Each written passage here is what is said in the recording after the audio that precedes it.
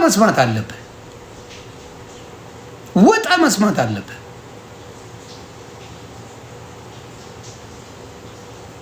ውጣ ትሰማለህ። ከዛ በኋላ ሐሳብን ትሰጣለህ።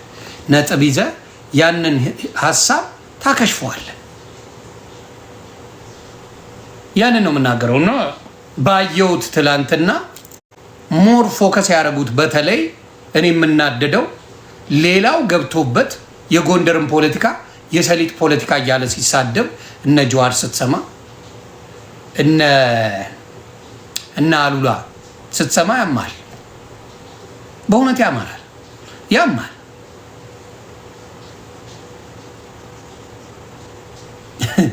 የሰሊጥ ፖለቲካ የሰሊጥ ነጋዴዎች ፖለቲካ እያሉ የጎንደርን ፖለቲካ ሲያብጠለጥሉ እነ ጀዋርን ስታይ እነ አሉላን ስታይ ሰድበለ ሰዳቢ ሰጥተሃል።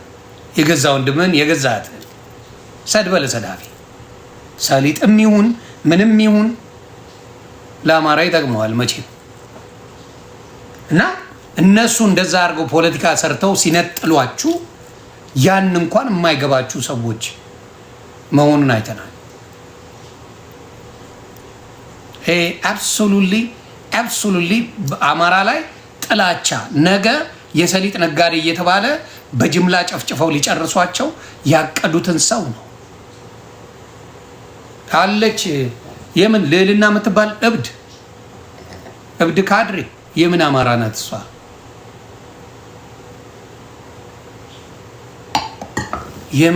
የትኛው አማራ ናት እሷ? እብድ ናችሁ እንዴ እናንተ? አስተውሉ እንጂ። እቺ ቀውስ መኪና ላይ የምተኛው ሆምለስ ነው ለአማራው የምጠቅመው?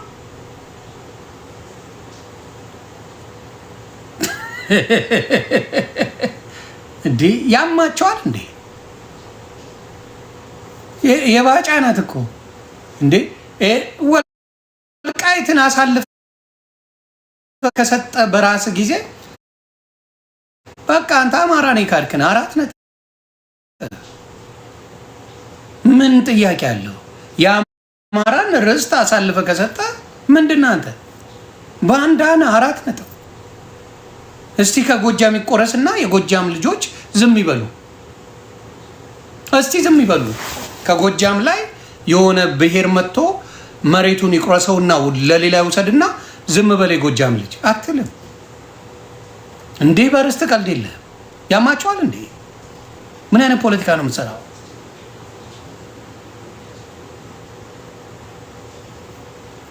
አዎ ስም ይወጣል፣ ከቤት ይቀበላል ጎረቤት።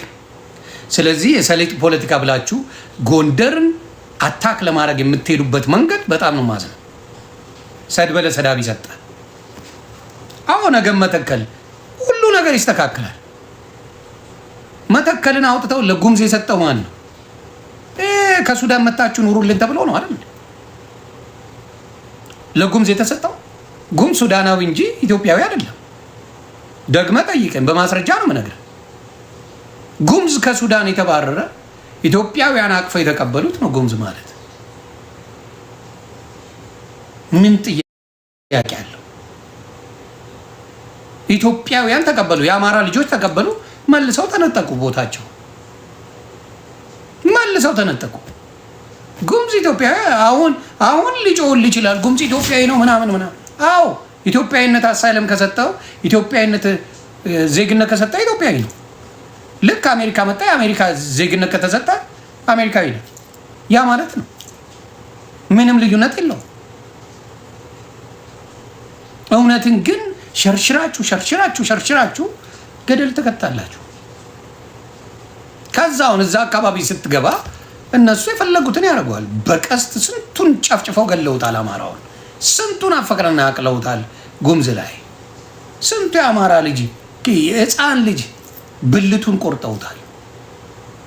ስንት ቀውጢ ነበር። የሆነ ጊዜ ላይ ታስታውሱ እንደሆነ እኔ እብድ ያደረገኝ ጊዜ ነበር። የአማራ ህፃን እየተመረጠ የአማራ እናት እየተመረጠች ምን እየተመረጠች ሲበሏት ነበረ። ታስታውሱ እንደሆነ መተከል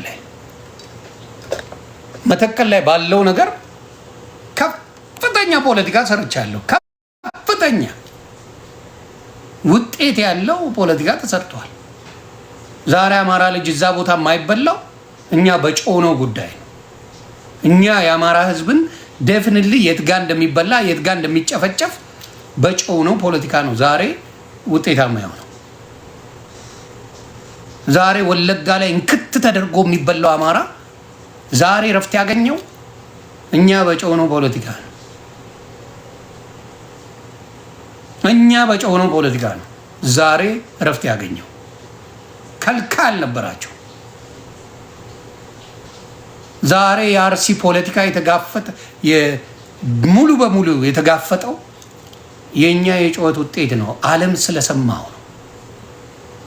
አርሲ ላይ ቤተክርስቲያኑን የሚጨርሱበት ህዝቡን የሚያርዱበት ፖለቲካቸው የተነቃው እኛ ዓለም ላይ ባደረስነው ፖለቲካ ነው።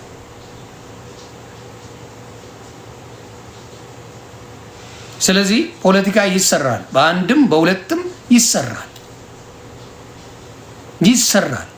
ግን አሁንም የምናገረው ምንድነው?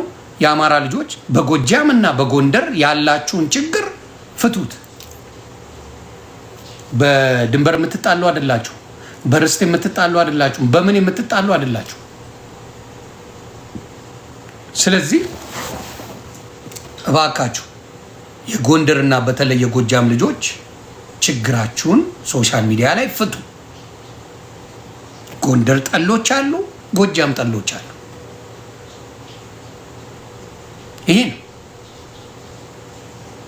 ይህንን ችግር ከፈታችሁ ለጠላት ከፍተኛ ስጋት ናችሁ። ይህን ችግር ካልፈታችሁ ደግሞ ለጠላት ብርታት ናችሁ። ይሰማል ማወራ? የጠላት ስጋት መሆን ትችላላችሁ፣ ለጠላት ብርታት መሆን ትችላላችሁ። እናንተ ስትጣሉ እመነኝ ህወሓት በደስታ ትፈነድቃለች። እናንተ ስትጣሉ እመነኝ ብልጽግና ለጥ ብሎ ያድራል ያለ ሀሳብ። እነሱ የሚፈሩት የእናንተን ህብረትና ህብረት ብቻ። የእናንተ ህብረት ስጋት ነው። የእናንተ መነጣጠል ለነሱ ጥብስ ነው። አለቀ። ስለዚህ እባካችሁ፣ ስለዚህ አማራ ልጆች ነገ አሚን በእኔ ጠዋት ጥሪ አድርጌያለሁ። ትመጣላችሁ። ኤኒዌይ ስለማውቀው መታችሁ ትገባላችሁ። ያለውን ማን ይሻለኛል የምትሉትን ፖለቲካ ታቀርባላችሁ። በጨዋነት ስድድብ አልፈቅድም። በተለይ ቤተልሔም ስሜታዊ ሆነች ከተደረግሽ ለአንዴና ለመጨረሻ ጊዜ በብሎክ ነው የምንለያየው እኔና አንቺ። ሌሎቹ ገብተው ሀሳብ ይሰጣሉ፣ አንቺም ትሰጫለሽ። የግለሰቦችን እንዲህ ሳይሆን ለአማራ የሚጠቅመውን ወይ ለጎጃም ሞር ፎከስ አድርገሽ የምትሰሪው የጎጃም ፖለቲካ ላይ ስለምናየው ማለት ነው። ሌሎችም የጎንደር ፖለቲካ የሚሰሩ አሉ አውቃለሁ። እሱን ይደረጋል፣ ታወራላችሁ። ያለውን መፍትሄ ደግሞ ሰው አብሮ ይናገራል። ችግሩ መፈታት አለበት። አይ ቲንክ ለአማራው የሚጠቅመው የጎንደር እና የጎጃም ልጆች ችግር መፈታት አለበት። ችግሩ በጣም መፈታት አለበት። በቃ ዳርና ዳር ሆኖ መሰዳደብ በጣም ስሜታዊ ናት። ትልቁ ደግሞ ስሜት ካለ ፖለቲካ ምንም መቀጠል አይቻልም። ፖለቲካ ብዙ ዘመን ሊፈጅ ይችላል። ኔልሰን ማንዴላ 27 ዓመት ታስሯል። 27 ዓመት ትክክለኛ ፖለቲካ አለው።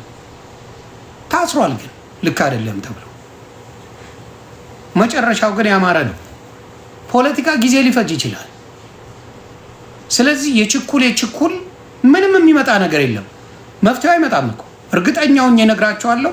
4 ኪሎ ላይ ማን ነው ቢደረስ ራሱ ሆነ ቢባል ብልጽግናን ጣሉ ቢባል ገና እኮ ጸብ አለ በጎንደርና በጎጃም መካከል። ጸብ እኮ አለ፣ ያልተፈታ እኮ ችግር አለ። ስለዚህ የጎንደርና የጎጃም በትልቁ ችግር አለ ብዬ የማስበው እሱን መፍትሄ ከመጣ በኋላ ሌላ ችግር ካለ የሸዋና ወሎ እግዚአብሔር ይስጣችሁ፣ ትንሽ የበሰላችሁ ናችሁ። የሸዋና የወሎ ወንድሞች በጣም የበሰላችሁ ናቸው። ይህ አይነት ድራማ አይመቻችሁ። እዚህ አይነት ፖለቲካ አትሰሩ፣ በስላችኋል። ስለዚህ ያንን መስተካከል አለበት። ስለዚህ የጎንደርና የጎጃም ፖለቲካ በደንብ መስተካከል አለበት። ይስተካከላል ብዬ አስባለሁ። በመነጋገር ይፈታል። በመነጋገር ይፈታል። ወደ ጎን አይወራወሩማ።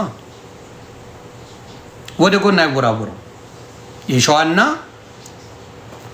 የወሎ የጎንደር ስድድብ የለ፣ እንደ ጎጃምና ጎንደር ስድድብ የላቸው። ያን ነው እያልኩ ያለሁት።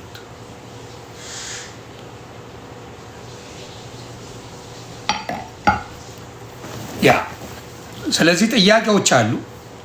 የአማራ ልጆች በጣም በአሁኑ ሰዓት ጥያቄ አላቸው። በተለይ ዘመነ ካሴ ከህወሓት ጋር እየሰራ ነው የሚል የሚናፈስ አደባባይ ላይ ወሬዎች አሉ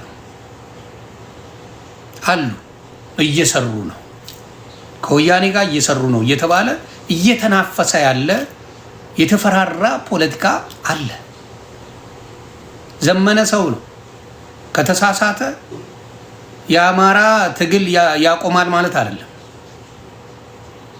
ከተሳሳተ ከስህተቱ እንዲታረም፣ አይ ደግሞ የሚሰራው ልክ ነው የምትሉ ከሆነ ትክክለኛውን ነገር ማቅረብ፣ ከዛ የአማራ ህዝብ ካመነበትና ያ ትግል ያስኬደኛል ካለ የአማራ ልጅ በሱ ነገር ላይ መስራት ያስፈልጋል። መስራት ያስፈልጋል። ስለዚህ የህዝብን ነገር ንቆ ትግል ለማን እንደምትታገል አላውቅም። ህዝብ የማይፈልገውን ነገር እኔ በጉልበት ያደርጋለሁ ካልክ ኦልሬዲ ወድቀሃል፣ አትችልም። ስለዚህ ያ ነገር ላይ በጣም ስሩ ነው የምላችሁ። ያ ነገር ላይ በጣም አስቡበት ነው የምላችሁ። ስለዚህ እስቲ ብዙ አሁን ጭቅጭቅ የመጣው በዛ ነው። አይ እሱን ነገ ትመልሰዋለህ ብራተር። በድርጅት ነው የሚሰሩት። ከህወሓት ጋር ከሰሩ ግን ብዙ ተቃውሞ እንደሚገጥማቸው ቆም ብለህ አስብ። ዘመነ ይሳሳታል። በድርጅትም ሰራ በምንም ሰራ፣ ከሳተ ነው። ማንም አይፈታው። ግልጽ አድርጌ እነግርሃለሁ። ማንም አይፈታው። ማንም አይፈታውም ነው የማወራ። ዘመነ ሆነ ማንም ሆነ ነው ከኤርትራ ጋር መስራት መቶ በመቶ እኔ አማራን እደግፋለሁ። ምንም ጥያቄ የለኝ። ከኤርትራ ጋር አማራ መስራቱን 100%። ኤርትራ የአማራ ልጆችን አያወጉ። 4 ነጥብ አያወጉ። በድንበር ኤርትራ ከአማራ ጋር አትጣላ። አለቀ። አትጣላ። ስለዚህ ገስዋ የማይጣላ አትጣላ። መልሶ የማይወጋጋ አትጣላ።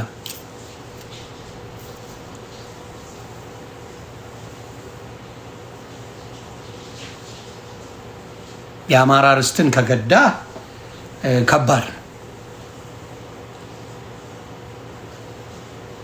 እውነቴን ነው የምልህ።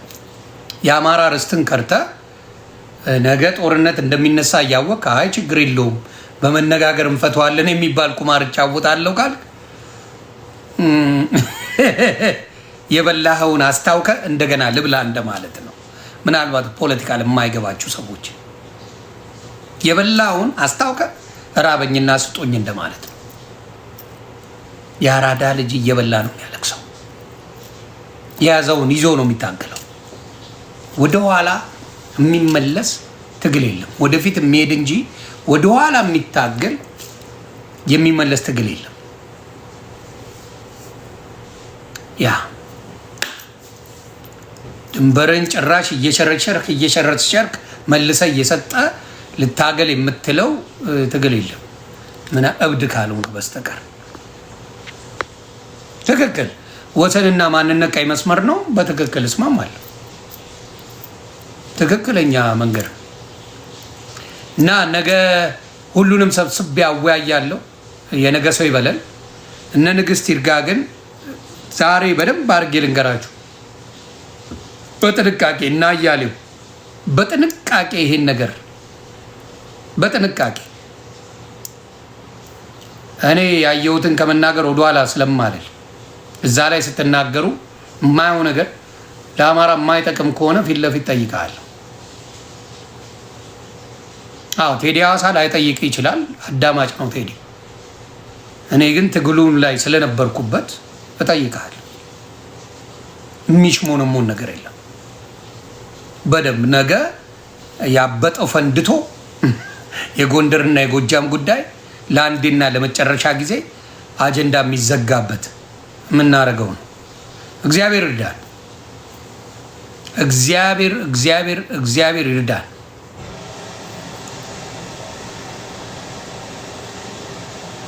ያንን ነው የምለው። ብሎ ካላረግም ማንም መጻፍ ይችላል የፈለገው። ቴዲ እውነተኛ ስሙ ማን ነው? ቴድሮስ ጌታሁን። ቴዲ ሐዋሳ ቴድሮስ ጌታሁን ይባላል።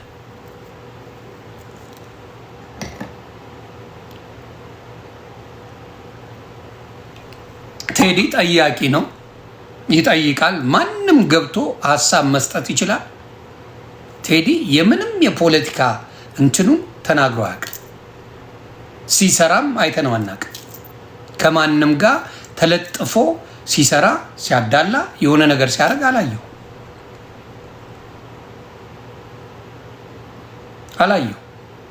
ባይናገራለሁ ምንም ችግር የለብኝም። ያላየሁትን በግድ እናንተ ሳይዳችንን አልያዘም ሊይዝ አይችልም። እንደ ጋዜጠኛ ቴዲ ሐዋሳ ወይም ቴድሮስ ጌታሁን መጠየቅና መጠየቅ ብቻ ነው የሚችለው። እናንተ ትወያያላችሁ፣ እናንተ መልስ ትሰጣላችሁ። መድረክ ብቻ ነው ቴዲ ሐዋሳ ያመቻቸው። ደሴ ቴዲ ሐዋሳ ምንድን ነው የሚያደርገው? መድረኩን ይሰጣል። አንተ ሀሳብን ይዘህ መጥተህ የፈለግከውን ሀሳብ የመተንተን የትም ቦታ ላይ መብት አለ። በተሰጠ ጊዜ አንተ ሀሳብ የመግለጽ መብት አለ። ያንን ማድረግ ብልጽግና አያደርገውም፣ ኦነግ አያደርገውም፣ ፋኖ አያደርገውም፣ ህወሓት አያደርገውም፣ ምንም አያደርገውም። ቴዲ ገለልተኛ አካል የሚባል አለ። ገለልተኛ አካል እኔ እንዲያውም ትንሽ ለአማራ ማደላው ነገር አለ። ሀቅ ነው የምነግርህ፣ ለአማራ አደላለሁ። ገለልተኛ አካል ግን ቴዲ ሐዋሳ ገለልተኛ ነው።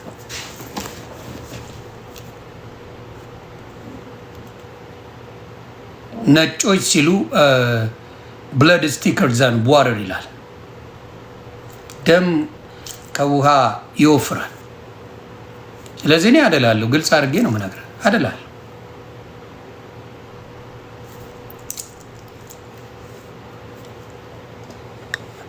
ስለዚህ ያንን ነገር ማስተካከል ያስፈልጋል ባይ ነኝ። የነገ ሰው ይበለን። አመሰግናለሁ። ነገ አድርሱልኝ አደራ። ነገ የጎንደርና የጎጃም ችግር ለመቅረፍ የምንነጋገርበት ቀን ነው።